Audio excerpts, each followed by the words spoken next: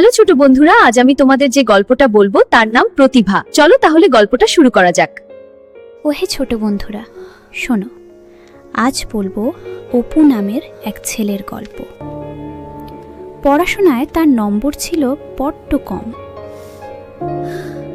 অপু, তোমার রেজাল্ট খুবই খারাপ। এরকম চললে তুমি পাশ করতে পারবে না। পরের দিন স্কুলে বড় অনুষ্ঠান, আলো সাউন্ড সব প্রস্তুত। শিক্ষক, ছাত্রছাত্রী ও অতিথি দিয়ে ভর্তি হলো রুম। ঠিক সেই সময় ঘটল এক কাণ্ড। তার ছিঁড়ে সব আলো নিভে গেল। সবাই ঘাবড়ে গেল। সবাই বলতে লাগলো, কি হবে এখন? সব তো ভেস্তে গেল। আর ঠিক তখনই সেই কম নাম্বার পাওয়া অপু এগিয়ে এলো। সে হয়তো পড়াশোনায় একটু কম নাম্বার পায়, কিন্তু এসব কাজে সে পাকা কারিগর। 5 মিনিটের মধ্যে অপু মঞ্চের আলো ঠিক করে দিল। অনুষ্ঠান সফল হল। অভিনন্দন অপু, তুমি আমাদের গর্ব।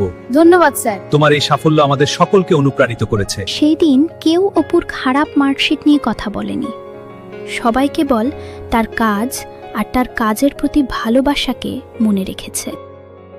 আমরা এই গল্প থেকে শিখলাম, কোনো বাচ্চার পরীক্ষার খাতার নম্বর দিয়ে তার ভালো খারাপ বিচার করা যায় না।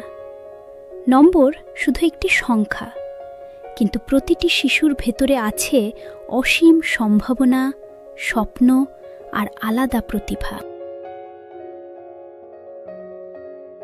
কেমন লাগলো আমাদের এই সপ্তাহের গল্প কমেন্টে অবশ্যই জানিও, আর আমাদের চ্যানেলটাকে লাইক আর সাবস্ক্রাইব করো।